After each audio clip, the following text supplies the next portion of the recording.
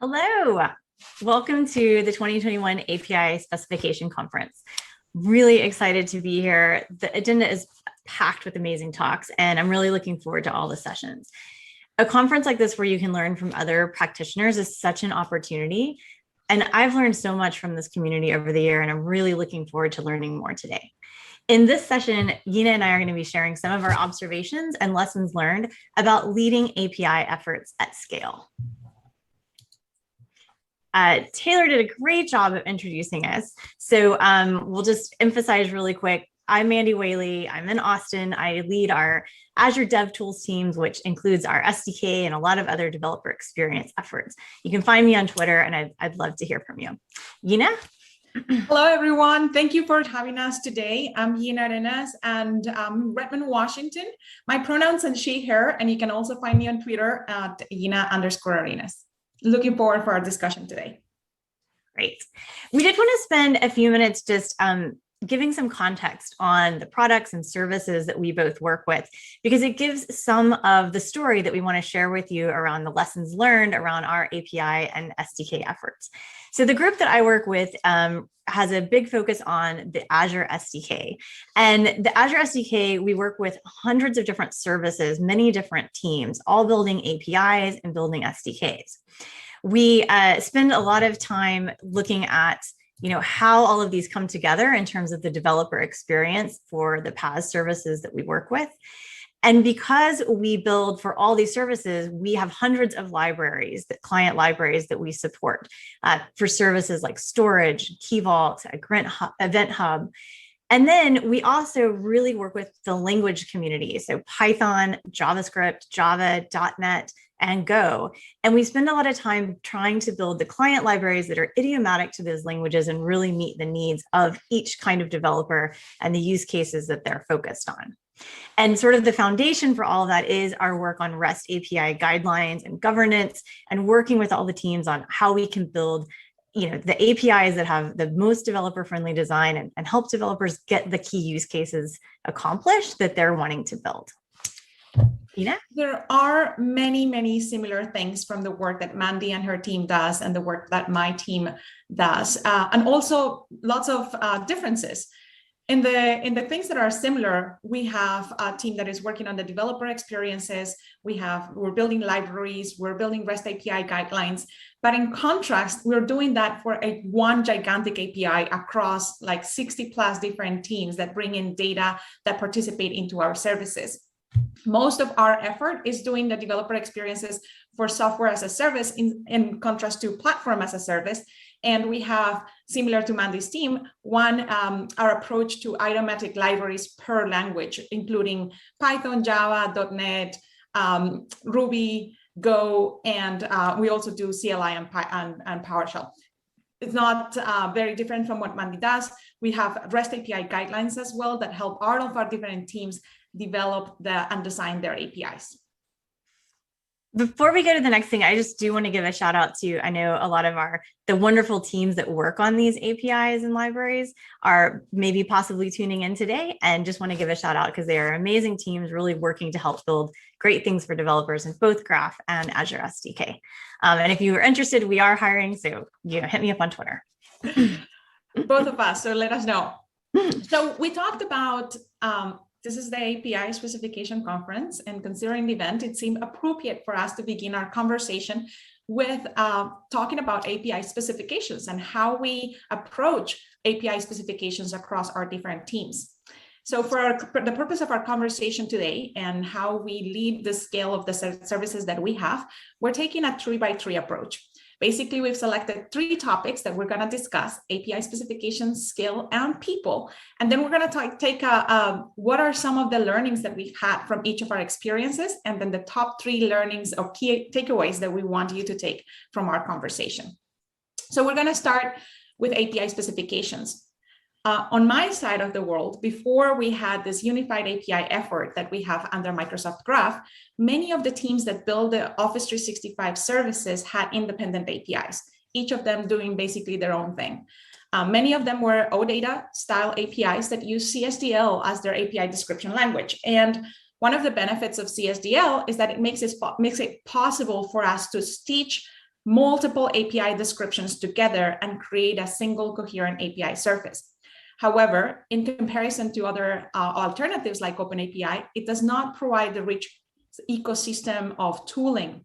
And so in order to leverage the tooling that we had on OpenAPI, we built a translation mechanism from CSDL to OpenAPI, and now we get the best of both worlds. And while OpenAPI brings all of the interoperability, it's actually quite verbose for large APIs. And so we haven't had one size fits all answer to all of these. CSDL takes advantage of the conventions and make the descriptions more semantically rich and concise, but it's XML, and who wants to be authoring XML?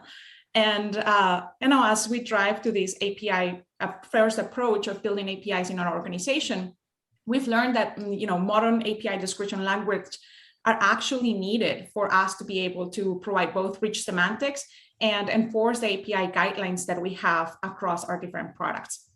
So, and also without getting lost into the technical details, not having to go and author XML, YAML, JSON, or anything like that, but be able to actually convey the API details in a human-like way.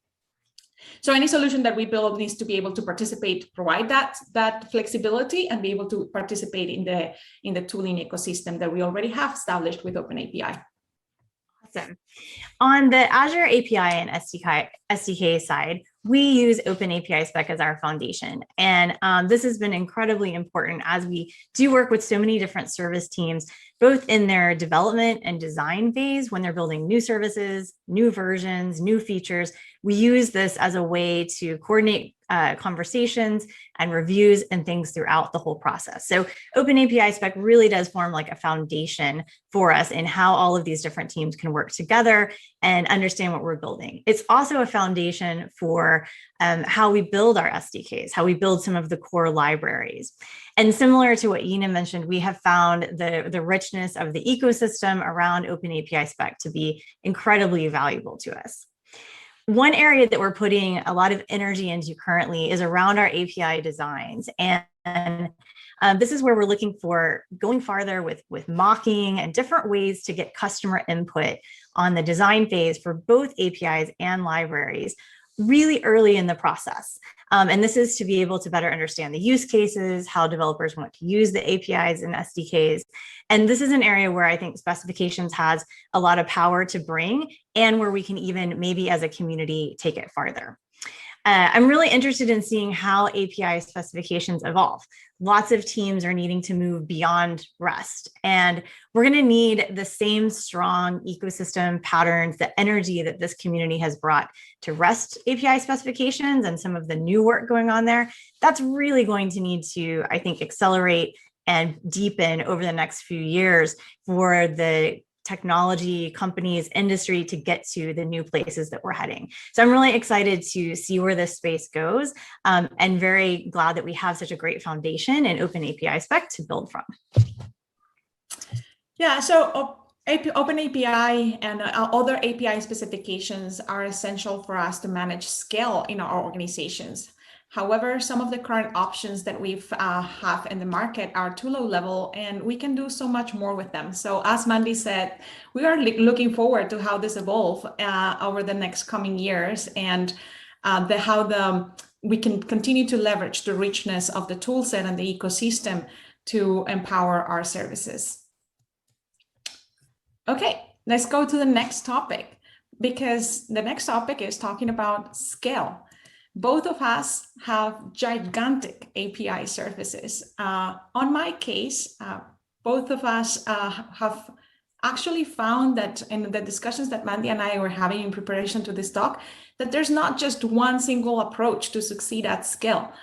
On the Azure side and on the Graph side, we have two different approaches to scaling because our challenges are different. There isn't just like a one size fits all. And I'll bring one example. In our case, naming is a big issue because when you try to build a single API with a large surface area, then there's a lot that needs to go into being able to name all of the things appropriately. So in our case, our large APIs represent mostly the functionality that many teams from across multiple organizations are bringing. And when you have many different teams that have different products that they're putting in market, they all have their own cadences and they all have their own backlogs and their own product life cycles, and that actually has a lot of organizational entropy. So one of the things that we decided early on is that we were not going to bring in product namings into our API structure, because some of these products actually come and go. And if we start naming things based on those products, we will break our API constantly and not have a model into which our developers could take a sustained dependency on our APIs. So what we did is we avoided the product names in our naming, and we based on functionality, features, and capabilities. And that helped us insulate from organizational changes that might normally impact API consumers. So while this approach might make more sense for software as a service, because we're talking about data, in the platform world, it's actually a little bit different. So yeah, for Azure, what we've seen is that we have this tremendous set of services, and they're all evolving independently in terms of the time scale that they're on, some of the features being able to meet the user's needs, but it's all within lockstep within an overall product lifecycle. So what we have found is we need this agility. We need the services to be able to evolve. We need the APIs and the SDKs need to be able to evolve, but our job as a central team working on the SDKs is to bring some of the consistency, the reuse, the governance around that. And working across a multi-team and service evolving landscape means that that energy we put into those best practices and the consistency and the governance is really important. So our team becomes a connecting place to connect teams that are building their APIs and that are working on their libraries, to connect them back to best practices that each team is learning and that we can bring together and then share across this broader organization. And then also to connect them to tools. We can make lots of engineering efficiencies by building central tools that help power even things like the review process, guidelines, documentation, and then how we actually build the client libraries. So we really look at that being a connector. Almost, if you think about it, it's almost like bringing upstreaming contributions back into an open source project, but within the company in terms of how we play that connector role. So we also put a lot of effort into understanding what is it like to use APIs across the multiple Azure services. And we look at that in a lot of different ways to say, is there something from the library perspective that we can do that makes that easier for the developer, that removes friction, that takes steps out of what they're having to do to accomplish that use case?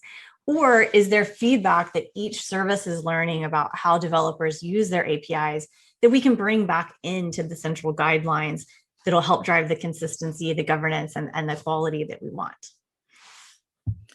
We both have very similar approaches to how we build experiences on top of the APIs, like the documentation and the libraries. But in my case, it's easier for us to reuse types. In Mandy's case, her team has to invest much more on energy on governance to actually achieve this consistency across each of the individual services. And the approach that, while we might take different approaches to scale, one thing is actually the same. When it comes to building large scale systems, there's one thing that is universally, and it's that you cannot afford to break your customers. And while we might take different approaches on API versioning and how we do our guidelines and our governance processes, we both have very strong policies around breaking changes.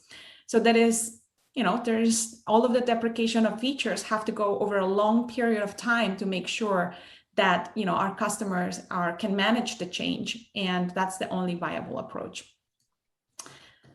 Yeah, so to sum up some of the takeaways from the scale conversation, which there are so many learnings, and I have really enjoyed the conversation with Yina and the Graph team and understanding the different kinds of scale that we encounter and manage.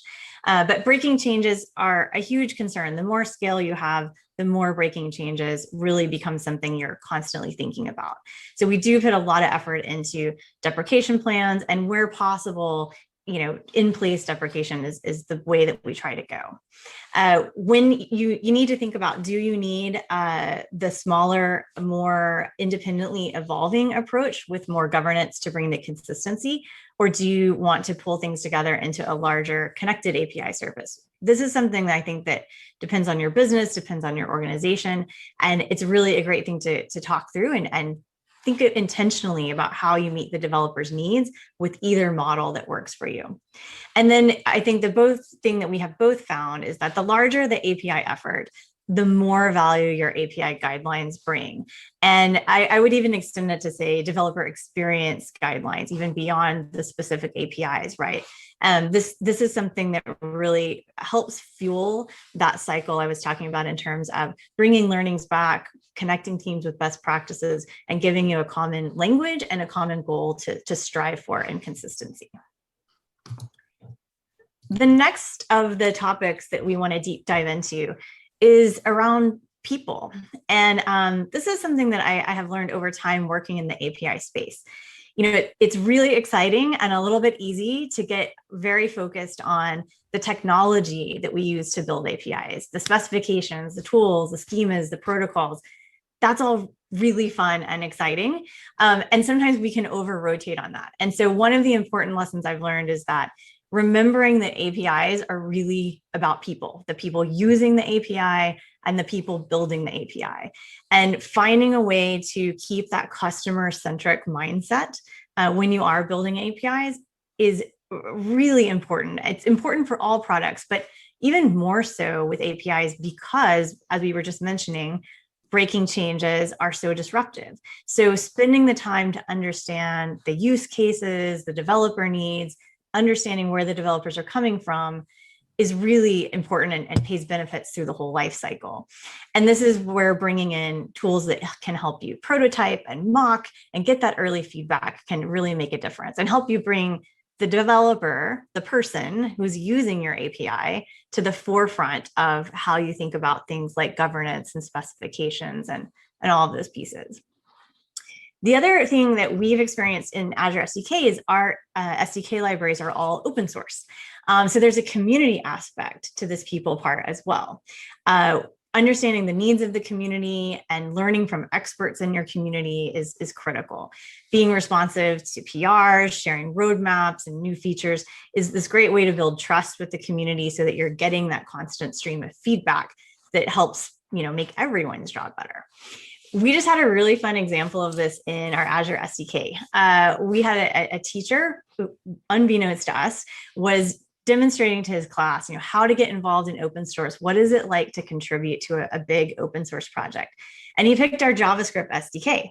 And he submitted a PR. It got merged in the same day. And he had this amazing experience to show students how it can be really inspiring to participate in open source and what that's like. And that is the kind of thing that I think, it's one small example, but we have this happening across many, many libraries all the time. And it's just a great way of bringing the actual person who's a part of your API community to the forefront. I can totally agree. I mean, we can talk about tools and processes and specifications, but the most important aspect of delivering customer value is every person involved, from the design to the people that with documentation, the readers, the contributors, everyone involved. It's important in that change for delivering value. So understanding the needs of the user, understanding the needs of the API caller, of the API producer, enabling the product team to actually effectively deliver on this whole life cycle is what really actually makes it work.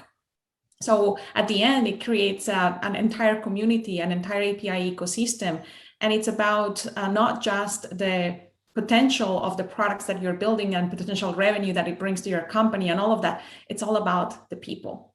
So actually on my team, we're driving a significant effort to talk about the value that APIs bring into our products.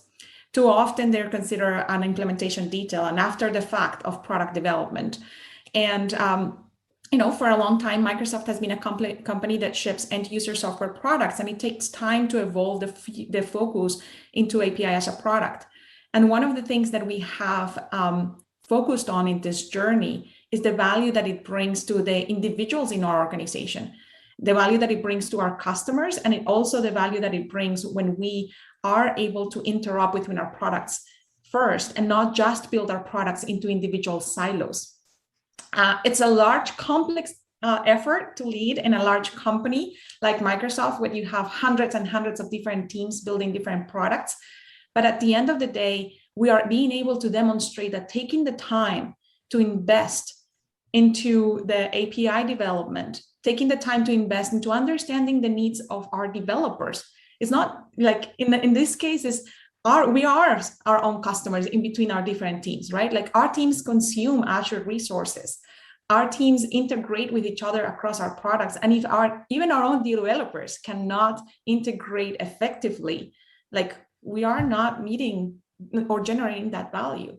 So that has helped us leading with that people first. That has also helped us break silos across our organization. It boils down to, yes, we'll be able to make products more efficiently, but it actually leads to being able to expedite the way into which we deliver value. So it's all about people. That's a great point, I love that about the breaking down the silos and creating that ability to work more together. And that's across, boundaries to external, internal, you can see all that. And it's all people, it's all the developers using the APIs. Your example for the open source contribution was really great one, right? Like it's a great example of breaking those silos when we are able to develop up in the open and accept contributions for our community is a way to, put people in the front. Yeah, we have this great practice within developer division at Microsoft, which is where my team sits. It's a framework called customer-driven engineering. And it's one of the things that I've really enjoyed learning about since coming to developer division. And within this process, there's this framework for writing down hypotheses and assumptions and using those as a learning tool to really learn about the customer. So we spend time writing down our hypotheses about customers, about pain points, solutions, different features. And then we spend time gathering the data, having customer conversations, working with developers to validate or invalidate these hypotheses. And we use that as this framework for learning about it and building developer empathy. And we've used this approach in our API SDK team to look at things like how developers want to handle errors. What are they expecting when they get an error? How do they handle it in different languages? That's a very deep topic that you can study for a long time and pays a lot of benefits back to the developer. We've also used it to look at things like how do you want to discover APIs, naming and packaging and the impacts that has on different developer experience issues. And then even things like, what is it like when you're adopting or moving to a new version of an SDK? What are the strong motivations that different developers have, and how do they vary across use cases? And what are the things that developers are really worried about when they're trying to move to an SDK, and what helps them see the benefit in moving to a new version of an SDK? And so this is a place where we've used this hypothesis progression framework is what it's called, in terms of really studying it and gathering the data and having the customer conversations. And one of the things that I really have enjoyed about this process is that it helps connect the people building the API with the people using the API and really builds this developer empathy across both teams. So it's a process that brings value to both of the people we're talking about in this conversation, the people building the API, the people using the API. Yep. So it all boils down to people. Even for us, APIs are now powering the world, and we are the people behind the APIs. So it's our responsibility to reflect a healthy set of values in the APIs that we build. Accessibility, inclusion, and sustainability are factors that we need to consider beyond just performance and profitability. So building APIs is not just about the API specifications or how do we, manage the scale, putting the right processes in place. APIs deliver the capabilities that affect every part of our daily lives in our organizations. This is especially true now, more than ever, now that we are so immersed into these virtual worlds. And in both of our conversations and our experiences across our different teams, we've learned that in our journey to deliver APIs at scale, the bigger the scale, the more critical people are for success. So we must embrace that responsibility to empower API developers, API consumers, our customers, the larger API community, and this community, that is working to, put forward the API ecosystem, because we all are impacted by that work that we do. Absolutely. I know that I love the way you phrase that, because empowering developers is the reason that I have always loved and been inspired to work in the API space, knowing that you are empowering developers to have tools to go solve problems. And I think that keeping people at the center of this work really helps us achieve this goal of empowering everyone to solve these problems. So it's wonderful, and it's great to see the community coming today. I heard Taylor say that there were more submissions than ever for the conference, and that is so inspiring, and I think so needed, because APIs are, everywhere now. I feel like we've said that every year for a long time, and it's just increasingly more the case. And so it's really exciting to see the energy there. Well, thank you so much, everyone, for joining us today. We hope you enjoyed our conversation and our perspectives from managing two very different API sets at large scale. And we'll welcome questions now. Yeah, thank you all so much. Yeah, that was really awesome. I really enjoyed it. Thanks, y'all. So we have a few questions.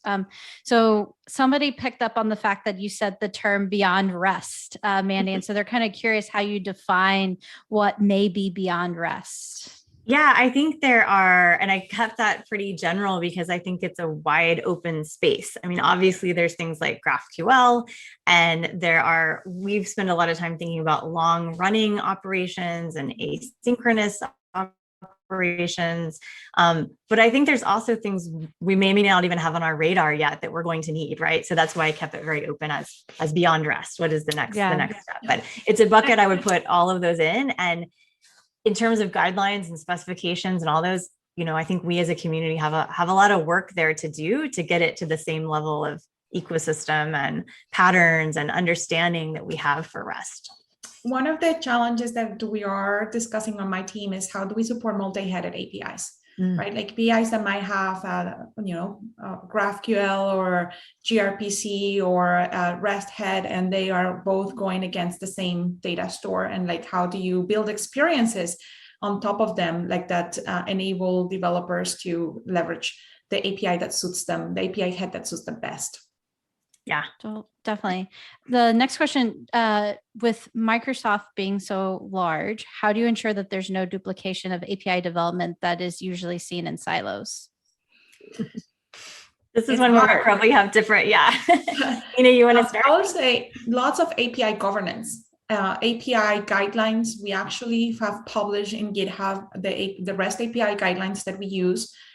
There's places where there's a lot of commonality between our practices on API guidelines. There's some of areas where we diverge because of the nature of our services, but it starts there. Then tooling that helps us go through the governance process on the API design. Like we're building tools to help our API architects expedite the review process, linter tools that help us make sure that we are